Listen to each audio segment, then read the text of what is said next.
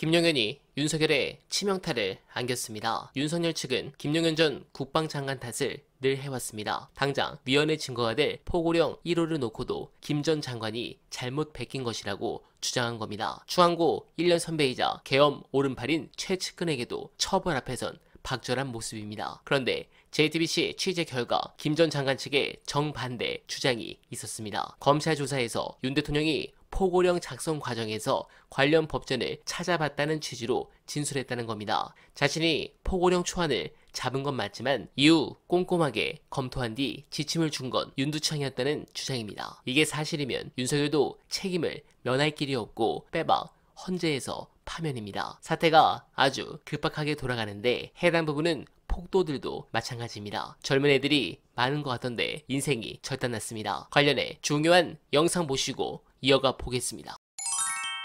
119 폭동이 이제 그 자체로 하나의 내란 행위인데, 왜냐면 사법부를 침탈해서 사법부의 입관을 잡아서 위협하려고 했다, 폭력을 가하려고 했다라는 거는 헌법기관의 어떤 일을 하지 못하도록 하려는 목적을 갖고 있는 거기 때문에 일종의 내란 행위인데, 물론 뭐 구체적으로 나중에 이제 따져봐야 되겠지만, 그걸 뭐 내란 행위를 주최하고 그걸 이제 주도한 인간이 있느냐 없느냐 뭐 이런 걸 따져봐야 되겠지만, 자기들이 한 일의 무게를 아마 뼈저리게 느끼도록 해줘야 할 겁니다. 뭐 지금 주말 동안에 사정기관이나 사법기관들이 다 같은 목소리를 내고 있는 것도 결국 그런 이유일 거고요. 지금은 아직까지도 실감하기 좀 어려울 텐데, 앞으로 진행되는 일들이 자기들이 생각하는 거랑은 굉장히 다를 것이다. 내란을 일으킨 폭동 세력으로 취급당한다는 것이 이제 어떤 것인지를 좀 알게 해줘야죠. 그래야 헌정질서의 엄정함을 보여야 다시 이런 일이 발생을 안 합니다. 12.3 내란 사태 때는 본질적으로 군이라는 극단적 폭력 주체 집단을 동원을 해서 헌법기관인 국회를 무력화시키려고 했었다. 그래서 헌법기관인 국회 유리창을 깨고 난입을 해서 국회의원들을 끌어내고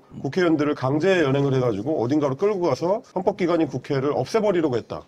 이게 이제 확인이 된 거였는데, 지금도 사실 마찬가지입니다. 119 폭동도 헌법기관인 법원에 난입을 해서 역시 헌법기관인 법관을 납치를 해서 그 법관한테 해를 가하려고 했다. 본질적으로 완전히 동일한 짓을 한 겁니다. 동일한 짓을 한 거고, 그 우두머리급에 해당하는 자가 윤석열 같은 경우는 본인이 방송에 나와가지고 명확하게 한 거지만, 지금 그 뒤에 숨어있는, 뒤에서 지금 조정하는 그 세력들, 뭐 이를테면 표면적으로 드러나는 거는 전광훈을 비롯해서 극우 유튜브 세력들인데, 그자들하고의 연결관계를 직접 연결시키기가 어렵더라도 사실상의 이제 선전선동을 했었던 거기 때문에 그걸 좀 명확하게 해서 제압할 필요가 있다. 네, 공감합니다. 그리고 어제 폭동을 보더라도 법원은 윤석열에게 내란죄에 해당하는 무기징역을 선고해야 합니다. 또한 다음 대통령에 누가 당선되든 윤석열을 전두환, 노태우처럼 특별 사면으로 풀어주면 안 됩니다. 관용을 베풀면 절대로 안 됩니다. 이유는 두 가지입니다. 첫째, 관용을 베풀면 민주주의가 무너집니다. 내란은 국가와 헌법 질서를 무너뜨리는 중범죄입니다. 미수범도 처벌하고 예비,